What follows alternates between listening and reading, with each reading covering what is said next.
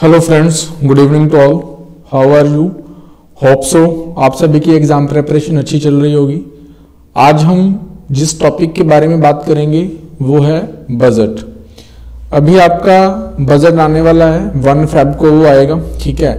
तो उसके पहले हम बजट से रिलेटेड काफ़ी सारी टर्म्स उसको अंडरस्टैंड कर लेते हैं, ठीक है। बजट प्रिपेयर कैसे होता है, बजट की इनेक्टमेंट कैसे होती है और एग्जीक्यूशन कैसे होती है, वो चीज़ें समझ लेते हैं। इसके रिगार्डिंग कॉन्स्टिट्यूशनल प्रोविजंस क्या हैं, उसके बारे में आर्टिकल्स क्या क्या हैं वो समझ लेते हैं।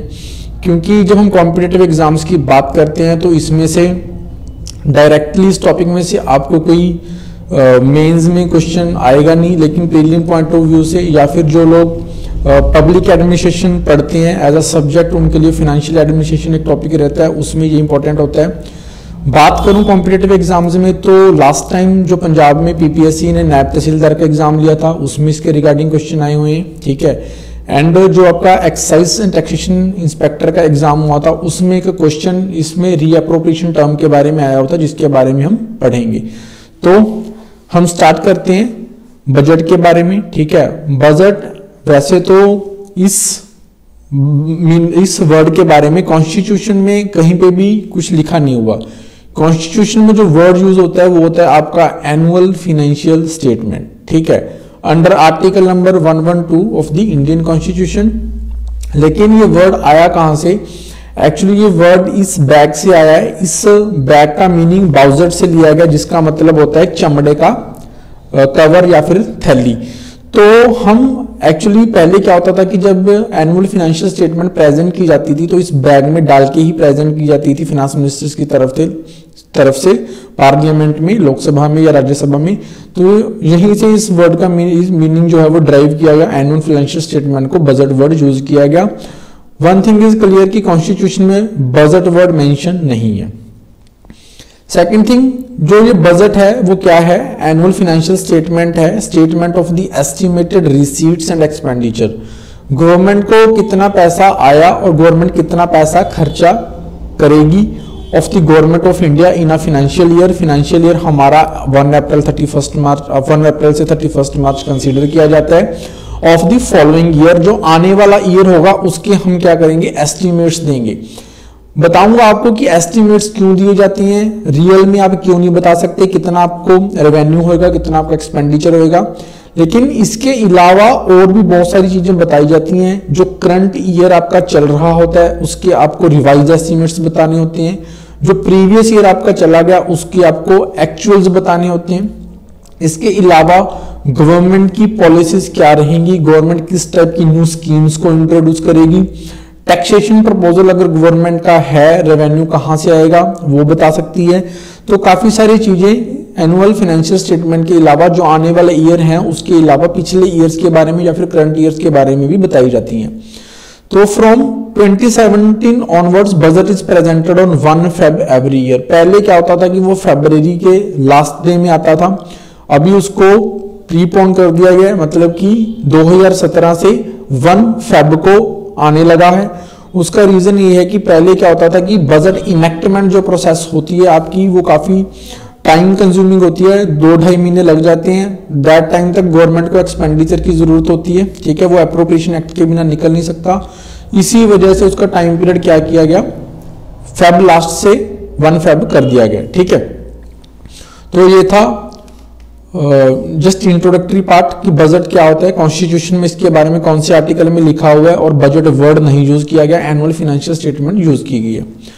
अभी हम देखते हैं कि budget preparation, budget enactment and budget execution क्या होती है। तीनों चीजें अलग अलग हैं। Budget is prepared by the executive. Executive means government, ठीक है। जो ये बजट होता है उसको प्रिपेयर करने का काम आपका एग्जीक्यूटिव के हाथों में होता है, जो फाइनेंस मिनिस्ट्री करती है। उसका भी कौन सा department, department of economic affairs, उसके भी अंदर जो है उसका आपका बजट डिवीजन जो होती है वो आपकी बजट प्रिपेयर करने की प्राइमरी रिस्पॉन्सिबिलिटीज उनके ऊपर होती हैं। While the enactment is a legislative process. Enactment का मतलब ये होता है कि बजट प्रिपेयर करने के बाद जो आपकी गवर्नमेंट होती है थ्रू फाइनेंस मिनिस्टर उसको टेबल करते हैं वो पार्लियामेंट में, जहां से आपकी लेजिस्लेचर होती है। स्टेट्स में बात करें तो लेजिस्लेटिव असेंबलीज, सेंटर में बात करें तो पार्लियामेंट, उसको अप्रूव करते हैं और पास करते हैं, उसके बाद ही गवर्नमेंट क्या कर सकती है, या तो नए टैक्सेस लगा सकती है या फिर क्या कर सकती है, वहां से पैसा निकाल सकती है एक्सपेंडिचर के लिए। तो उसको बोलते हैं हम इनेक्टमेंट प्रोसीजर। बजट एग्जीक्यूशन जो होता है involves the utilization of the allocation funds to implement the government's policies. जब पार्लियामेंट अप्रूव कर देती है गवर्नमेंट को एक्सपेंडिचर साइड और रेवेन्यू साइड, तब गवर्नमेंट जब उस अप्रूवल लेकर बाद में काम करती है, रेवेन्यू कलेक्शन का काम होता है, एक्सपेंडिचर का काम होता है, ऑडिटिंग का काम होता है, अकाउंटिंग का काम होता है, तो वो सारी चीजें आपकी बजट एग्जीक्यूशन फेज में आती हैं। वन बाय वन हम नेक्स्ट आने वाली स्लाइड्स में देखेंगे। The budget division under the department of economic affairs, ये क्वेश्चन एग्जाम्स में पूछ लिया जाता है। कौन सी डिवीजन है, बजट डिवीजन है। Department of economic affairs under the ministry of finance जो है उसकी प्राइमरी रिस्पॉन्सिबिलिटी होती है बजट प्रिपेयर करने की। मिनिस्ट्री ऑफ फाइनेंस के बारे में हम डिटेल में देखेंगे, कौन कौन से डिपार्टमेंट्स एंड कौन कौन से डिवीजन एंड कौन कौन सी एजेंसीज इसके अंडर आती हैं, ठीक है। वो अभी किसी और टॉपिक में देखेंगे। रिसेंटली अभी इस टॉपिक में हम अपनी जितनी भी डिस्कशन है बजट के अराउंड ही रखेंगे। बजट प्रेपरेशन फर्स्ट फेज है। बजट प्रिपेयर होना कब स्टार्ट हो जाता है? वैसे तो जो बजट आता है वो आता है आपका फेब में, लेकिन जो ये इंप्लीमेंट होता है बजट जो एग्जीक्यूट किया जाता है वो नेक्स्ट ईयर 1 अप्रैल से स्टार्ट होता है। मतलब कि जैसे अब 2023 में 1 फेब में आ जाएगा, 1 अप्रैल 2023 से उसको इंप्लीमेंट किया जाएगा, लेकिन इसको बनाने का काम जो होता है वो प्रीवियस ईयर सितंबर अक्टूबर से स्टार्ट हो जाता है। मतलब कि वो 2022 में स्टार्ट हो चुका है। फिनांस मिनिस्ट्री क्या करती है, प्रोसेस को इनिशिएट करती है बजट प्रेपरेशन की। क्या करती है, जितनी भी मिनिस्ट्रीज होती हैं, जितने भी डिपार्टमेंट्स होते हैं, उसको एक सर्कुलर डिस्पैच किया जाता है। उसमें फॉर्म्स होते हैं to disbursing officers of various ministries, the estimate forms include, estimate forms भेज दिए जाते हैं। उसमें आपको बहुत सारी डिटेल्स भरनी होती हैं। एक्चुअल्स मैंने आपको पहले बताया जो प्रीवियस ईयर जा चुका है, एस्टीमेट्स और रिवाइज एस्टीमेट्स आने वाले ईयर के, रिवाइज एस्टीमेट्स जो आपका करंट ईयर चल रहा है उसके बारे में आपको बताना होता है। तो जितने भी मिनिस्ट्रीज होती हैं, मिनिस्ट्रीज के हेड होते हैं, हेड के आगे वो डिसबर्सिंग ऑफिसर्स होते हैं, उन सभी को ये डिटेल्स अपनी मिनिस्ट्री लेवल, अपने डिपार्टमेंट लेवल्स पे भरनी होती हैं। इसके अलावा जैसे हमने बजट में पहले ही बता दिया था कि न्यू टाइप्स ऑफ स्कीम्स क्या आप इंट्रोड्यूस करना चाहते हो, पुरानी कोई किसी स्कीम को डिसकंटिन्यू करना चाहते हो, ठीक है, उसके बारे में आपके मेमोरेंडम्स होते हैं, एक्सप्लेनिंग प्रोसीजर्स होते हैं, वो सारा कुछ आपको डिटेल में लिख के भेजना होता है। फिर मिनिस्ट्रीज के अंदर जितने डिपार्टमेंट्स होते हैं उन सभी की जो डिमांड्स होती हैं उसको कंसोलिडेट किया जाता है मिनिस्ट्री लेवल के ऊपर। सपोज डिफेंस मिनिस्ट्री के अंदर बहुत सारे डिपार्टमेंट्स हैं, उन सभी डिपार्टमेंट्स को क्लब करके डिफेंस मिनिस्ट्री लेवल पे डिमांड्स रखी जाती हैं। फिर जितने भी एस्टिमेट्स बनाए जाते हैं उनका एक फैक्चुअल वेरिफिकेशन करवाया जाता है comptroller and auditor general of India के थ्रू, क्योंकि जितनी भी इनके अकाउंट्स का हिसाब होता है वो कैग के पास होता है, ठीक है। तो कैग क्या होता है, इनके डाटास को, फिगर्स को, फैक्चुअल्स जो हैं उनको वेरीफाई करते हैं। फिर उन सभी को कंसोलिडेट किया जाता है आपका फिनांस मिनिस्ट्री लेवल के ऊपर। फिनांस मिनिस्ट्री अगर चाहे तो किसी भी डिपार्टमेंट की, किसी भी मिनिस्ट्री की किसी भी डिमांड को अपने पर्सनल लेवल पे रिड्यूस भी कर सकती है, ठीक है। किसी भी डिपार्टमेंट की डिमांड्स को मानना ना मानना फिनांस मिनिस्ट्री की अपनी मर्जी है, ठीक है। फिर क्या होता है कि फाइनेंस मिनिस्ट्री जितना भी कंसोलिडेटेड बजट प्रिपेयर करती है उसको कैबिनेट की अप्रूवल के लिए भेजा जाता है, क्योंकि इसको पूरी कैबिनेट की रिस्पॉन्सिबिलिटी माना जाता है। अगर आपका बजट प्रिपेयर करने के बाद, पार्लियामेंट में टेबल करने के बाद वहां पे पास नहीं होता तो फिर आपको गवर्नमेंट को रिजाइन करना पड़ता है। इसलिए कैबिनेट की अप्रूवल भी जरूरी होती है और फाइनल डिसीजन जो होता है जो आपकी कैबिनेट का ही होता है। तो ये था आपका बजट प्रेपरेशन। बजट प्रेपरेशन आप देख लीजिए एक बार, 3-4 पॉइंट्स, 5 पॉइंट्स हैं यहाँ पे, उसको रिमेंबर कर लीजिए, ठीक है। बहुत पहले ये प्रोसेस स्टार्ट हो जाती है। इसका आपको आने वाली स्लाइड्स में पता चलेगा कि इसके प्रॉब्लम्स क्या होती हैं, फिर इसको कैसे टैकल किया जाता है। बजट इनेक्टमेंट की जब बात करते हैं तो इसको हम बोलते हैं कि वो सेकंड स्टेज ऑफ क्या है, बजट प्रेपरेशन है। सेकंड स्टेज में क्या होता है, सेकंड स्टेज में आपका जो बजट है प्रेसिडेंट की प्रायर अप्रूवल लेके उसको पार्लियामेंट में, गवर्नर की प्रायर अप्रूवल लेके लेजिस्लेटिव में इसको टेबल किया जाता है, ठीक है।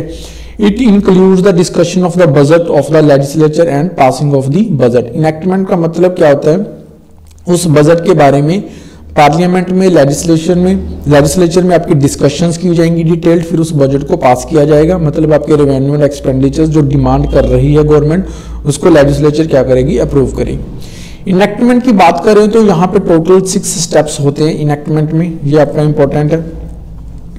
प्रेजेंटेशन ऑफ द बजट सबसे पहला स्टेप होता है। इसमें क्या होता है कि जो आपके फाइनेंस मिनिस्टर होते हैं वो आपका बजट टेबल करते हैं, लोकसभा में इंट्रोड्यूस किया जाता है, ठीक है। वो एक स्पीच देते हैं, स्पीच देने के बाद वो क्या करते हैं, फिर वो बजट जो होता है वो आपका राज्यसभा में चला जाता है। जब वो स्पीच देते हैं तो यहाँ पे कोई भी आपकी डिस्कशंस वगैरह नहीं होती। ऑपोजिशन को राइट होता है एक नॉर्मल स्टेटमेंट पास करने का, वो ओवरऑल बजट को क्रिटिसाइज कर सकती है, लेकिन वन बाय वन कोई भी आपकी क्लाउजेस को डिस्कस नहीं किया जा सकता। और उसके बाद आपकी फाइनेंस मिनिस्टर को भी राइट होता है उसको रिप्लाई करने का। तो first step is all about just speech, यानी कि फाइनेंस मिनिस्टर जो होते हैं वो स्पीच देते हैं। एग्जाम्स में तो आजकल ऐसे ऐसे क्वेश्चंस भी बनने लगे हैं कि कौन कितने बार कितने टाइम फाइनेंस मिनिस्टर रहा है, सबसे लंबी जो स्पीच है वो किसने दी है, ठीक है।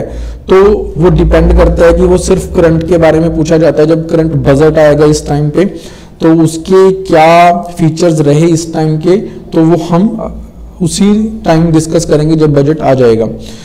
उसके बाद क्या होता है कि आपकी एक जनरल डिस्कशंस होती हैं, ठीक है, वो 2 या 3 दिन के लिए, 4 दिन के लिए रखी जाती हैं। No discussion on the budget take place on the day of it is presented to the house. कोई भी जनरल डिस्कशन उस दिन नहीं होती जिस दिन वो स्पीच आती है, उस दिन तो हाउस को एडजर्न कर दिया जाता है। But few days later budgets are discussed in 2 stages. पहली स्टेज होती है आपकी जनरल डिस्कशंस की, सेकंड स्टेज होती है आपकी डिटेल्ड डिस्कशंस की। डिटेल्ड डिस्कशंस करने के बाद ही वोटिंग होती है, डिमांड फॉर ग्रांट किया जाता है। In general discussion no cut motions can be moved, finance minister has a general right to reply. General discussion में सिर्फ ओवरऑल पॉलिसी जो होती है बजट की उसको क्रिटिसाइज किया जाता है। किसी भी डिमांड को लेके आप कट मोशन नहीं लेके आ सकते। कट मोशन का मतलब आपको बाद में समझ आएगा, आने वाली स्लाइड्स में डिस्कस करेंगे। लेकिन कट मोशंस का मतलब ये होता है कि गवर्नमेंट जो डिमांड करना चाह रही है लेजिस्लेटर उसको अप्रूव नहीं कर रही, ठीक है। तो इस तरह का जनरल डिस्कशंस में कुछ नहीं होता। और जनरल डिस्कशंस के बाद फाइनेंस मिनिस्टर को एक जनरल राइट होता है कि वो रिप्लाई करे, ऑपोजिशंस के जो क्वेश्चंस होते हैं उनको रिप्लाई करे। थर्ड जो आपका होता है इनेक्टमेंट में स्टेज वो होती है scrutiny by the departmental committees. Actually ये सिस्टम 1993 में बनाया गया था सो दैट कि जब बहुत सारी डिमांड लेजिस्लेचर के आगे रखी जाती हैं ग्रांट के लिए, लेकिन टाइम बहुत कम होता है, तो लेजिस्लेचर्स के लिए डिटेल में बजट को पढ़ पाना, क्लोज बाय क्लोज डिस्कशंस कर पाना आसान नहीं होता। तो डिपार्टमेंटल कमिटीज का सिस्टम 1993 में बनाया गया। उसमें क्या होता है कि डिपार्टमेंटल कमिटीज जो होती हैं वो अपने लेवल पे बजट को पूरा डिटेल समझती हैं। उसके बाद जो आपकी पॉलिटिकल पार्टीज होती हैं उनके साथ राय करके कुछ क्लाउजेस जो डिबेटेबल हैं, जिनके ऊपर चर्चा करनी चाहिए, उन क्लाउजेस को निकाला जाता है, रिपोर्ट बनाई जाती है, फिर वो जो आपके लेजिस्लेटर्स होते हैं उनको दे दी जाती है। सिर्फ वही क्लॉजेज वो डिस्कस करते हैं सो दैट कि जो टाइम उनको मिला हुआ है इंपॉर्टेंट चीजों के ऊपर ही डिस्कस की जाए, बाकी चीजों के ऊपर टाइम वेस्ट ना किया जाए। After general discussions on the budget is over, the house is adjourn for a fixed period. जो ये पीरियड होता है वो आपका 3-4 हफ्ते के लिए एडजर्न किया जाता है। During this period the demand for grants of the ministries and departments are considered by the committees. These committees are required to make their reports to the house within the specified period। और ये एक specified period जितने time के लिए house को adjourn किया जाता है उसी समय के दौरान आपकी एक डिटेल्ड रिपोर्ट बना के क्या कर दी जाती है, पार्लियामेंट को दे दी जाती है। फिर क्या होता है कि उस रिपोर्ट में जो क्लाउजेज लिखी होती हैं कि सिर्फ हमें इन्हीं के ऊपर डिस्कशंस करनी है, वो डिस्कशंस करते हैं, ठीक है, डिबेट करते हैं। लेकिन जो आपकी वोटिंग होती है वो आपकी सारी डिमांड्स के ऊपर होती है। ऐसा नहीं है कि जिसके ऊपर डिस्कशंस नहीं हुई उनके ऊपर वोटिंग करने की जरूरत नहीं है। वोटिंग तो आपकी सारी डिमांड्स के ऊपर ही होगी, वो है आपकी कंपलसरी है। तो नेक्स्ट स्टेप जो है डिस्कशंस के बाद क्या होता है, voting of the demand for grants, ठीक है। जो डिमांड्स होती हैं जब उनको पार्लियामेंट की अप्रूवल मिल जाती है तो वो ग्रांट्स बन जाती हैं। Where the demands are presented ministry wise. Ministry wise आपकी डिमांड्स को रखा जाता है। वो स्पीकर होते हैं, वो डिसाइड करते हैं कि वो एक कौन सी मिनिस्ट्री की डिमांड को पहले रखा जाए, कौन किस मिनिस्ट्री को बाद में। द जनरल बजट कंप्राइजेज जो होते हैं वो टोटली आपकी 109 डिमांड्स होती हैं, जिसमें से आपकी 106 सिविल एक्सपेंडिचर के रिगार्डिंग होती हैं और 3 आपकी डिफेंस एक्सपेंडिचर के रिगार्डिंग होती हैं। After the voting for the demands is completed, demands becomes grants. जब वोटिंग हो जाती है तो डिमांड्स आपकी ग्रांट्स बन जाती हैं। At this stage cut motions can be moved to reduce the any demand for grant. इस समय जो है कोई भी कट मोशन लेजिस्लेटर की तरफ से उठाया जाता है सो दैट कि गवर्नमेंट जितनी डिमांड कर रही है उसको उतनी जो ग्रांट है वो ना दी जाए। इस यहाँ पे आपको एक चीज और ध्यान में रखने वाली है कि जो ये कट मोशंस होते हैं उसमें काफी सारे कंडीशंस होते हैं कि कट मोशंस कब आ सकते हैं, लेकिन वो कंडीशंस अभी हम डिस्कस नहीं करेंगे, सिर्फ कट मोशंस के बारे में देख लेते हैं। पॉलिसी कट मोशन क्या होता है? पॉलिसी कट मोशन का मतलब यह है कि सपोज करो गवर्नमेंट ने यहाँ पे कोई डिमांड रेज की है, उसके अंदर कुछ लिखा हुआ है कि हम ये प्रपोजल लेके आएंगे, तो ये पॉलिसी कट मोशन ये बोलती है कि वो पॉलिसी आपकी सही नहीं है तो आपकी एक अल्टरनेटिव पॉलिसी या तो दी जा सकती है या फिर गवर्नमेंट की पॉलिसी को क्रिटिसाइज किया जा सकता है कि ये इतना पैसा आपको इसलिए नहीं मिलेगा क्योंकि आपकी पॉलिसी गलत है। तो यहाँ पे हम बोलते हैं कि वो अमाउंट रिड्यूस बाय ₹1 हो गई है। एग्जाम्स में इस तरह के क्वेश्चंस पूछे जाते हैं कि डिमांड रिड्यूस्ड बाय ₹1, इसका मीनिंग क्या है? पॉलिसी मोशन कट मोशन होता है, इकोनॉमिक कट मोशन होता है कि टोकन कट मोशन होता है। फिर आपका आता है economic cut motion. Economic cut motion का मतलब होता है कि सपोज करो गवर्नमेंट ने कोई डिमांड रेज की, डिमांड में गवर्नमेंट ने किसी अमाउंट का जिक्र कर रखा है कि हमें इतनी अमाउंट चाहिए, लेकिन उनकी इस डिमांड को या तो लमसम रिड्यूस कर दिया जा सकता है। मान लो गवर्नमेंट ने 10,000 करोड़ रुपए मांगे और आपने उसको बस 8,000 करोड़ रुपए दे दिए, कोई रीजन नहीं है, बस 2,000 करोड़ रुपए का कट लगा दिया। या फिर उस डिमांड के अंडर मान लो कोई एंट्री है, एक एंट्री आपको पसंद नहीं आई, आपको लग रहा है कि ये फालतू का एक्सपेंडिचर है, तो आप उस एक्सपेंडिचर को रिड्यूस कर सकते हो, उस एंट्री को ओमिट कर सकते हो।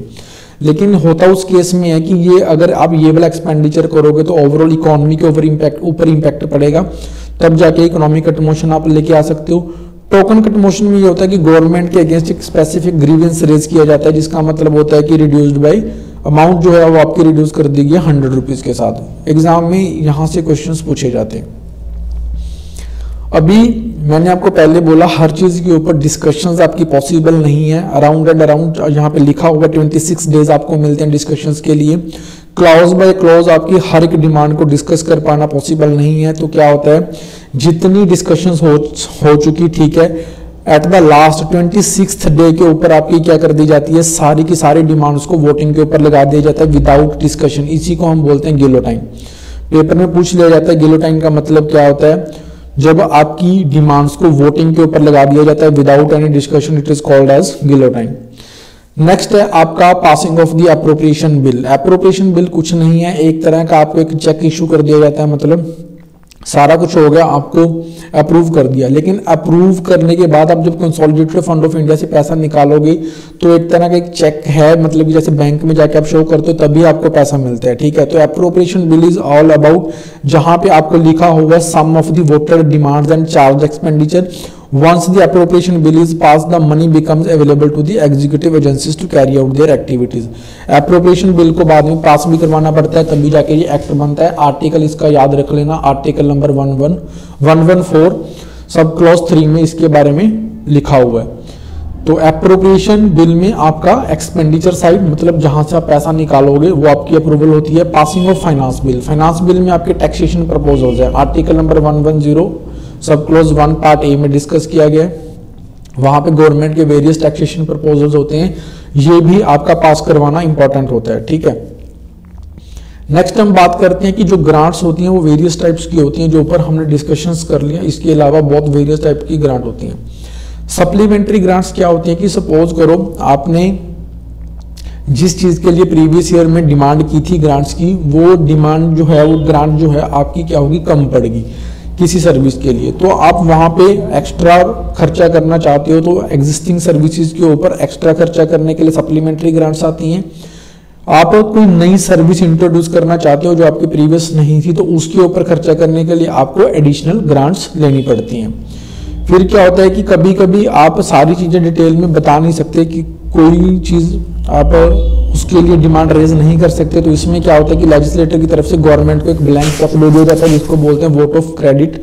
तो अनफोर्सिन एक्सपेंडिचर्स, जिसको हम बोल सकते हैं कि नई कुछ स्कीम्स इंट्रोड्यूस करनी पड़ सकती हैं किसी स्कीम के अंडर, तो उसके लिए आपको ब्लैंक चेक दिया जाता है। टोकन ग्रांट का मतलब होता है रीअप्रोप्रिएशन। ये एग्जाम आपका एक्साइज, ये क्वेश्चन आपका एक्साइज के पेपर में भी पूछा गया था। उसमें क्या होता है कि मान लो यहाँ पे आपने 2 हेड बना रखे हैं, 2 हेड में सपोज करो मान लो आपको नए पुलिस स्टेशन बनाने हैं। नए पुलिस स्टेशन में आपने एक साइड पे तो लिख दिया बिल्डिंग एक्सपेंडिचर्स, दूसरा आपने यहाँ पे लिख दिया कि सैलरी एक्सपेंडिचर्स, कि जो उनको बनाने के लिए आप वेजेस वगैरह दोगे। तो क्या होता है कि ये हेड 1 है, ये आपका हेड 2 है। तो क्या होता है कि यहाँ मान लो कम खर्चा हुआ, यहाँ ज्यादा हो गया, या फिर यहाँ पे कम हुआ, यहाँ पे ज्यादा हो गया। तो एक दूसरे की हेड की अमाउंट को शफल करना, यहाँ से यहाँ पे, यहाँ से यहाँ पे लेके आना, उसको हम बोलते हैं रीअप्रोप्रिएशन। यहाँ पे कोई एक्सेस एक्सपेंडिचर नहीं हो रहा। रीअप्रोप्रिएशन भी पार्लियामेंट की अप्रूवल जरूरी है, उसको टोकन ग्रांट बोलते हैं। कर आप सकते हो लेकिन अप्रूव आपको करवाना पड़ेगा। और यही पूछा गया था कि 1 हेड से 1 हेड में जब आपकी मनी ट्रांसफर की जाती है विदाउट एडिशनल एक्सपेंडिचर, उसको क्या बोलते हैं? उसको हम बोलते हैं रीअप्रोप्रिएशन। यहां तक आपका बजट इनेक्टमेंट का प्रोसीजर कंप्लीट हो गया। फिर आता है आपका बजट एग्जीक्यूशन। बजट एग्जीक्यूशन में क्या होता है? गवर्नमेंट जो होती है वो इनेक्ट करवाने के बाद कंसोलिडेटेड फंड ऑफ इंडिया से पैसा निकाल, कंसोलिडेटेड फंड ऑफ इंडिया क्या होता है हम डिस्कस करेंगे। वहां से पैसा निकालती है, यूज करती है, और अकाउंटिंग एंड ऑडिटिंग का प्रोसीजर होता है, मैं आपको बता चुका हूं, तो देख लेते हैं। The execution of the budget involves the collection of taxes and revenues, auditing and controlling of the accounts. Machinery जो रिस्पॉन्सिबल होती है for execution of the budget on the expenditure part. Expenditure part में जो machinery है उसमें कौन कौन से होते हैं? कंट्रोलिंग ऑफिसर्स होते हैं, competent authorities who issues financial sanctions, drawing and disbursing officers, payments and accounts. Execution अगर रेवेन्यू साइड की बात करें तो यहाँ पे कौन कौन से होते हैं आपके? कलेक्शन ऑफ रेवेन्यूज, कस्टडी करना रेवेन्यूज की जो कलेक्ट किए गए हैं, डिस्ट्रीब्यूशन ऑफ फंड्स करना। Department of revenue has control over the machinery entrusted with the collection of the taxes through the Central Board of Direct Taxes and Central Board of Excise and Customs। तो यहाँ पे क्या है कि ये 2 आपके independent offices हैं department of revenue के अंडर। इसके बारे में जब मिनिस्ट्री ऑफ फाइनेंस के बारे में पढ़ेंगे डिटेल में तब हम डिस्कस करेंगे। तो इन एजेंसीज के थ्रू आपका बजट एग्जीक्यूट करवाया जाता है, रेवेन्यू कलेक्ट करवाया जाता है, और एक्सपेंडिचर में जब सैंक्शंस करनी होती हैं तो ये आपको ऑफिसर्स दे रखे हैं कि कौन कौन करेगा। उसके बाद अकाउंट्स को ऑडिट करवाया जाता है controller and auditor general of India के थ्रू। ठीक है, टोटल एग्जीक्यूशन हो जाता है। अभी हम डिस्कस करेंगे कि जो हमने पीछे इनेक्टमेंट ऑफ बजट पढ़ा उसके रिगार्डिंग कॉन्स्टिट्यूशनल प्रोविजंस कौन कौन से हैं, क्योंकि जब एग्जाम्स में क्वेश्चंस बनते हैं तो यहाँ से क्वेश्चंस बनते हैं कि कॉन्स्टिट्यूशन में उसके बारे में क्या क्या चीजें लिख रखी हैं। पहली बात तो यह कि बजट जो है वो आपका प्रेजेंटेड किया जाएगा with the prior approval of the president. President की अप्रूवल के बिना आप इसको लेके नहीं आ सकते। ठीक है। सेकंड थिंग ये है कि no money shall be withdrawn from the consolidated fund of India except under the appropriation made by law. कोई भी एक्सपेंडिचर है, चाहे वो आपका चार्ज एक्सपेंडिचर है, चाहे आपका वो नॉन चार्ज एक्सपेंडिचर है, उसके लिए आपको एक एप्रोप्रिएशन बिल तो बनाना ही पड़ेगा। मैंने आपको पहले ही बताया पार्लियामेंट ने ठीक है उसको अप्रूव कर दिया, चाहे आपको पार्लियामेंट के अप्रूवल की जरूरत भी नहीं है, लेकिन एक तरह का चेक तो आपको चाहिए ही जिसमें लिखा हुआ हो कि आपको इतना पैसा सैंक्शन किया गया है, सो दैट कि उसको आप जाकर बैंक में इनकैश करवा लो। Same thing consolidated fund of India से निकालने के लिए आपको वो शो करना पड़ता है एप्रोप्रिएशन एक्ट की हमें ये क्या मिली हुई है, पावर मिली हुई है। Parliament can reduce abolish but can't increase the tax. जो प्रपोजल्स फाइनेंस बिल में रखे जाते हैं पार्लियामेंट उसमें अमेंडमेंट्स कर सकती है। एप्रोप्रिएशन बिल में कोई अमेंडमेंट्स नहीं हो सकती, आपकी फाइनेंस बिल में अमेंडमेंट्स हो सकती हैं, पार्लियामेंट उसको रिड्यूस कर सकती है, लेकिन प्रपोजल जो होता है टैक्सेस में इंक्रीज नहीं कर सकती। मनी बिल और finance bill related to taxation can only be introduced in the Lok Sabha. Rajya Sabha के पास इसके ऊपर कोई पावर नहीं होती। ठीक है, वो इसको डिस्कस कर सकती है, 14 डेज तक स्टे कर सकती है, लेकिन उसको रिजेक्ट नहीं कर सकती। ठीक है, चेंजेस अगर करती है तो लोकसभा के ऊपर डिपेंड करता है उसको मानना है कि नहीं मानना है। Charged on and made from the expenditure, ये दोनों चीजें आपको डिस्टिंक्टली डिफाइन करनी पड़ेंगी। बजट में ये लिखा हुआ है। चार्ज एक्सपेंडिचर वो होते हैं जिनकी आपको खर्चा करने के लिए पार्लियामेंट की अप्रूवल की जरूरत नहीं है। फॉर एग्जाम्पल जो आपका प्रेसिडेंट की सैलरी है, सुप्रीम कोर्ट के जजेस की सैलरी है, ठीक है, तो इस तरह के जो एक्सपेंडिचर्स आते हैं वो आपके चार्ज एक्सपेंडिचर में आते हैं। चार्ज एक्सपेंडिचर इसलिए रखे जाते हैं सो दैट कि वो ऑफिस आपके क्या हों, इंडिपेंडेंट हों। मेड फ्रॉम द एक्सपेंडिचर मतलब कि वो जो आपकी पार्लियामेंट की अप्रूवल की जरूरत है वो एक्सपेंडिचर्स, ठीक है, वो आपको अलग से लिखने पड़ेंगे आपके बजट प्रपोजल्स में। उसके बाद हम बात करते हैं various types of funds. Various type of fund में आपका पहला फंड है कंसोलिडेटेड फंड ऑफ इंडिया। जितना भी गवर्नमेंट रेवेन्यू जनरेट कर रही है, चाहे वो टैक्स रेवेन्यू है चाहे वो नॉन टैक्स रेवेन्यू है, सारा का सारा पैसा वो एक फंड में आएगा जिसका नाम है consolidated fund of India. Article आपको पता होना चाहिए, आर्टिकल नंबर 266। यहाँ पे दो तरह के एक्सपेंडिचर्स होते हैं, charge expenditure, non charge expenditure. वो हमने पिछली स्लाइड में बात कर ली है कि क्या होते हैं। पब्लिक अकाउंट एक और तरह का अकाउंट होता है जहां पे गवर्नमेंट का पैसा आता है, लेकिन वो पैसा एज अ रेवेन्यू नहीं है। वो गवर्नमेंट ने क्या किया है, कुछ सेविंग स्कीम्स चलाई हैं, लाइक किसान विकास पत्र है, अगर आपका सुकन्या समृद्धि स्कीम है, इस तरह की सेविंग स्कीम्स के थ्रू गवर्नमेंट ने एक फंड बनाया था जिसको गवर्नमेंट अभी यूज कर रही है, लेकिन वो पैसा गवर्नमेंट को, पीपल्स को वापस करना पड़ेगा। इसके लिए किसी अप्रूवल की जरूरत नहीं है, वो तो पैसा गवर्नमेंट को लायबिलिटी है, वो तो देना ही पड़ेगा। तो पब्लिक अकाउंट के लिए कोई अप्रूवल की जरूरत नहीं है, जो कंसोलिडेटेड फंड ऑफ इंडिया से बाहर रखा जाता है। ये भी आर्टिकल नंबर 266 में है। एक फंड और होता है जिसका नाम है कंटिजेंसी फंड ऑफ इंडिया 267। ये आपका प्रेसिडेंट के अंडर होता है, मतलब कि वो किसी भी समय अगर आपकी कोई अनफोर्सीन जो है कोई भी घटना होगी है, मान लो कोई डिजास्टर हो गया, तो वहां पे आपको अगर पैसा खर्च करना है तो कंटिजेंसी फंड ऑफ इंडिया से खर्च कर सकते हैं। इस फंड को फाइनेंस सेक्रेटरी संभालते हैं प्रेसिडेंट के बिहाफ से, ठीक है। पहले क्या होता था कि इस कंटिजेंसी फंड की जो अमाउंट होती है वो 500 करोड़ होती थी, लेकिन अभी इसको बढ़ा के 30,000 करोड़ कर दिया गया। यहाँ पे एक बात और देखने वाली होती है कि कंटिजेंसी फंड ऑफ इंडिया में पैसा कहाँ से आता है। कंटिजेंसी फंड ऑफ इंडिया में सपोज करो मान लो यहाँ से 30,000 करोड़ रुपए इन्होंने रख रखे हैं, लेकिन यहाँ से मान लो 5,000 करोड़ रुपए खर्च हो गया और 25,000 करोड़ रुपए रह गया, लेकिन इसको आपको क्या करना पड़ेगा, मेकअप, इसका दोबारा मेकओवर करना पड़ेगा। 5,000 करोड़ रुपए आपको उस साल नेक्स्ट ईयर इसको अंदर डालने पड़ेंगे, वो आपके कंसोलिडेटेड फंड ऑफ इंडिया से आएंगे with the approval of the parliament. खर्च करने के लिए यहाँ से कोई पार्लियामेंट की अप्रूवल की जरूरत नहीं है, लेकिन यहाँ पे पैसा आए उसके लिए आपको कंसोलिडेटेड फंड ऑफ इंडिया से कंटिजेंसी फंड ऑफ इंडिया में पैसा डालने के लिए पार्लियामेंट की अप्रूवल होती है। अब हम डिस्कस करेंगे कि जब बजट आपका टेबल किया जाता है तो उसके साथ और वेरियस टाइप के डॉक्यूमेंट्स को भी टेबल किया जाता है। फर्स्ट आपकी फाइनेंशियल स्टेटमेंट है एनुअल, ठीक है, वो हम डिस्कस कर चुके हैं। डिमांड फॉर ग्रांट्स हम डिस्कस कर चुके हैं मिनिस्ट्री वाइज। फाइनेंस बिल हम डिस्कस कर चुके हैं। एक स्टेटमेंट होती है FRBM एक्ट के under, fiscal responsibility and budget management act, जिसके थ्रू गवर्नमेंट्स फिस्कल डेफिसिट कितना रखेंगी, कितना बाउंडिंग है जीडीपी की परसेंटेज के टर्म में, वो उसके रिगार्डिंग स्टेटमेंट देनी पड़ती है। एक्सपेंडिचर बजट आपको दिखाना पड़ता है, रिसीट बजट आपको अलग से दिखाना पड़ता है, एक्सपेंडिचर प्रोफाइल बताना पड़ता है और बजट एट अ ग्लांस बताना पड़ता है। बजट एट अ ग्लांस क्या होता है कि वो कॉमन पीपल्स के लिए होता है। सभी लोग फुल जो आपका डॉक्यूमेंट है बजट का वो नहीं पढ़ सकते, तो उनको ओवरऑल एक ऊपर से समझ आए कि बजट में है क्या, एक ओवरऑल पॉलिसी समझ आए, उसको हम बजट एट ग्लांस बोलते हैं, जिसमें आपको डायरेक्टली यहाँ से पता चलता है कि मनी कहाँ से आई, कहाँ से एक्सपेंडिचर हुई, कितना एक्सपेंडिचर हुआ। यहाँ पे दो टेबल बने होते हैं, money comes from and money goes to. और एग्जाम्स में यहाँ से आपके क्वेश्चंस पूछे जाते हैं कि गवर्नमेंट का इस टाइम ज्यादा रेवेन्यू कहाँ से हो रहा है, ठीक है, और गवर्नमेंट खर्चा कहाँ पे कितना कर रही है। तो एग्जाम्स में यहाँ से क्वेश्चंस पूछे जाते हैं। अभी टॉपिक सिर्फ हम स्टैटिक पॉइंट ऑफ व्यू से कवर कर रहे थे।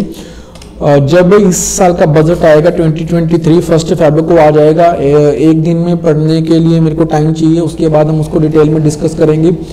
जो government new schemes, new policies लेके आएगी, ठीक है, उसके बारे में एग्जाम पॉइंट ऑफ व्यू से कैसे पूछा जा सकता है उसके बारे में भी हम डिस्कस करेंगे।